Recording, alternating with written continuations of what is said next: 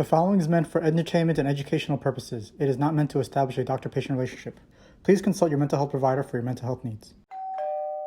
Hello, welcome to Chez Eric, where we talk about psychiatry and religion with a focus on how to apply it to your life. My name is Dr. Eric, and I am a psychiatrist who happens to be religious, and we're going through the William James series on the varieties of religious experience, and we're going through lectures 14 and 15 on the value of saintliness. And so far, we've been going through each of the different fruits of saintliness that we talked about in the last lecture, and James is going through, how we can analyze their value based on common sense, based on its usefulness to us in this world.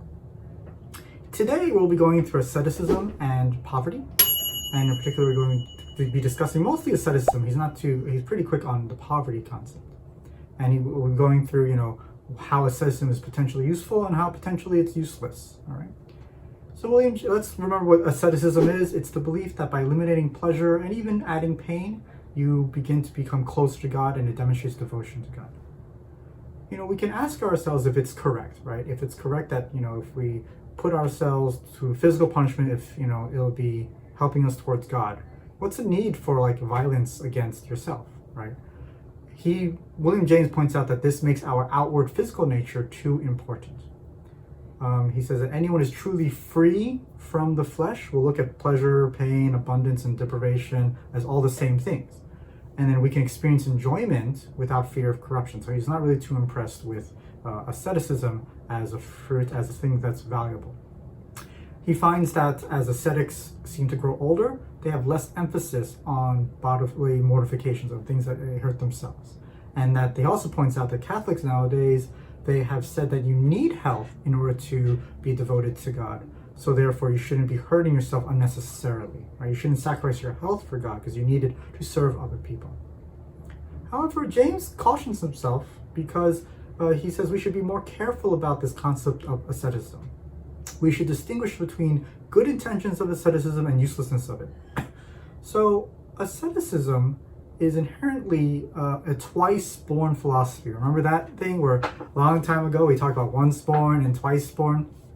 And it's this belief that there's a wrongness in the world that just can't be changed, can't be fixed, can't be ignored. And that can only be overcome by a grand heroic gesture and cleansed away by suffering. They also believe that no effort can be done for a general solution, but that the real deliverance comes from universal application. And this brings in this idea of, he thinks, a very good aspect of asceticism, which is heroism.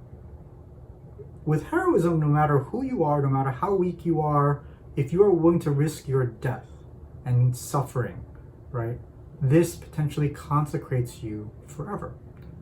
And as a result, he really values this because he finds that ascetics seem to have a deeper way of handling existence, okay?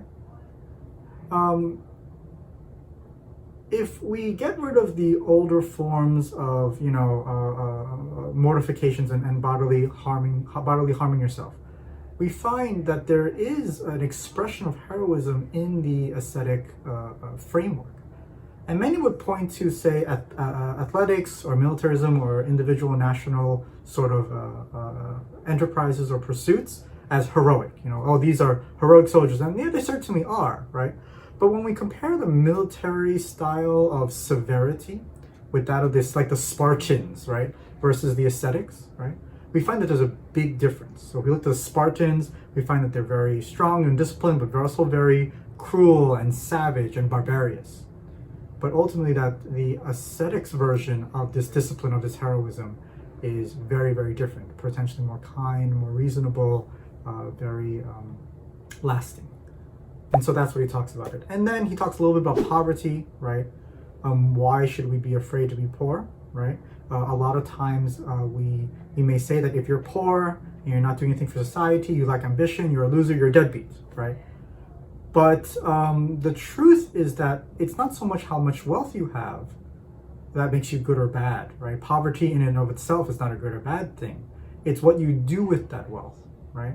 And being wealthier is generally better than poverty because you have more resources, right? But wealth is good in some cases, and in some cases it can cause corruption. But someone who is wealthy may be less free than someone who is poor, free to follow God. And so when analyzing poverty, he says it really depends on a person's intentions and what they're doing with their wealth and what they're doing, again, with their poverty. So that's the framework of William James when we talk about asceticism, connecting it with heroism as a useful fruit, and poverty as defining it as, it's not an issue of, okay, you're poor, therefore you're saintly. It's more of, what are you doing with your wealth, and are you being corrupted by it? So we talked about that, and we will continue for the last part of understanding the value of saintliness next time. Bye. Hey, sign up for my weekly newsletter. I send out emails every week on psychiatry and religion. I realize that email is a great way to go deep into these topics. So if you want more content, check out chesericpurl.com and subscribe over there. Thanks.